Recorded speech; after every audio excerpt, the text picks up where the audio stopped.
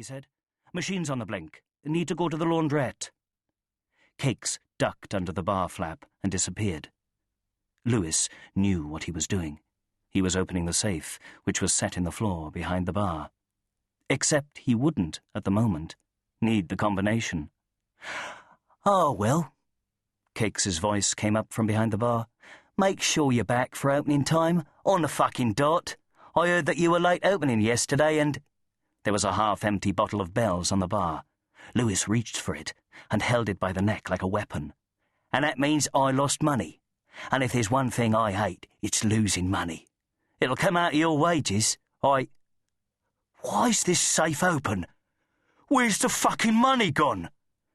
Cakes rose up from behind the bar, and as soon as Lewis saw his baseball cap, he brought the bottle down onto it, as hard as he could. It didn't break, but there was a terrible thunk noise. Lewis felt the impact in his shoulder, and Cakes went back down behind the bar, as if shot. Lewis raised the bottle again and waited for Cakes to reappear, and when he didn't, he leaned over the bar to look. Saw Cakes on his back. His eyes rolled to show the whites. For a horrible moment, Lewis thought he might be dead. But then he saw Cakes' chest rising and falling, so he dropped the bottle and hoisted the heavy rucksack back onto his shoulders and ran.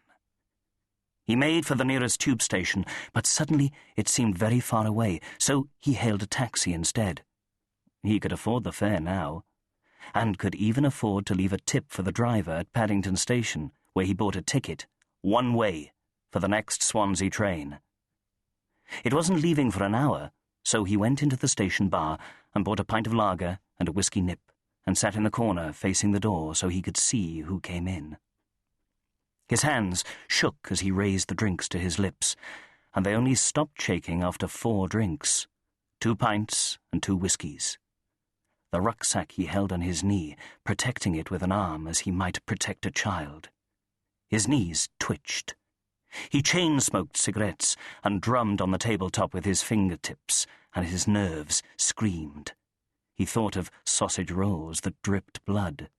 He thought about cutting into a pie and finding his own eyes staring out at him. He thought of Cakes, big man Cakes, and his fury when he regained consciousness.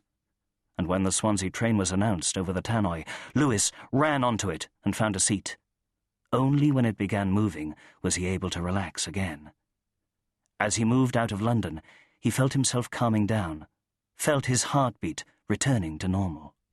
He took out his mobile phone and tapped a number into it. The old man answered. "Hello?" "It's Lewis. I'm on the train and I'm coming home. I'll be there in a few hours." "You okay, son? You sound upset." "I'm okay." "You sure? You don't sound okay. What's wrong, boy?" Nothing. I'm fine. I've just..." "Just what?" "Nothing. I'll tell you when I get there, in a few hours." "Okay, son. Bring yourself back home. It's been too long." "It's okay, Lewis. Whatever it is, bring it back home and we'll sort it out." Lewis hung up and sat back to stare out of the window.